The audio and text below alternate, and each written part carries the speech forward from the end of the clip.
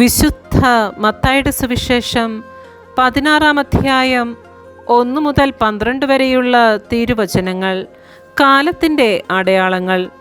ഫരിസേയരും സദുക്കായരും യേശുവിനെ പരീക്ഷിക്കുവാൻ വന്നു. തങ്ങൾക്ക് സ്വർഗത്തിൽ നിന്ന് ഒരടയാളം നൽകണമെന്ന് അവർ അവനോട് ആവശ്യപ്പെട്ടു.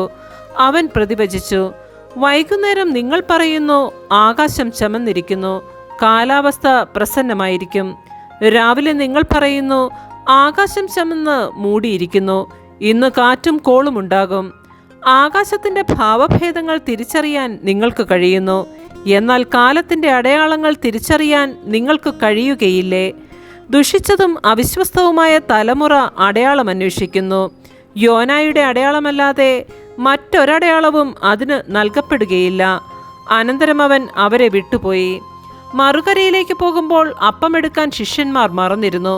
യേശു പറഞ്ഞു, ശ്രദ്ധിക്കുവിൻ, ഫരിസേയരുടെയും സദുക്കായരുടെയും പുളിമാവിനെ സൂക്ഷിച്ചു കൊള്ളുവിൻ.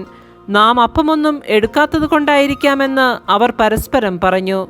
യേശു ഇതറിഞ്ഞ് അവരോട് ചോദിച്ചു, അല്പവിശ്വാസികളെ, അപ്പമില്ലാത്തതിനെപ്പറ്റി നിങ്ങൾ പരസ്പരം സംസാരിക്കുന്നത് എന്തിന്?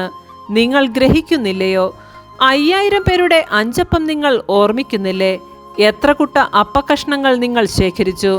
4000 പേരുടെ 7 അപ്പവും നിങ്ങൾ ഓർമ്മിക്കുന്നില്ലേ? അന്ന് എത്ര കുട്ടകളാണ് നിങ്ങൾ നിറച്ചത്? ഞാൻ അപ്പത്തെപ്പറ്റിയല്ല സംസാരിച്ചതെന്ന് നിങ്ങൾ മനസ്സിലാക്കാത്തത് എന്തുകൊണ്ട്? ഫരിസേയരുടെയും സദുക്കായരുടെയും പുളിമാവിനെ സൂക്ഷിച്ചു കൊള്ളുവിൻ. അപ്പത്തിൻ്റെ പുളിമാവിനെ പറ്റിയല്ല, ഫരിസേയരുടെയും സദുക്കായരുടെയും പ്രബോധനത്തെപ്പറ്റിയാണ് സൂക്ഷിച്ചു കൊള്ളാൻ അവൻ അരുളി ചെയ്തതെന്ന് അവർക്ക് അപ്പോൾ മനസ്സിലായി. നമ്മുടെ കർത്താവായ മിശിഹായ്ക്ക് സ്തുതി.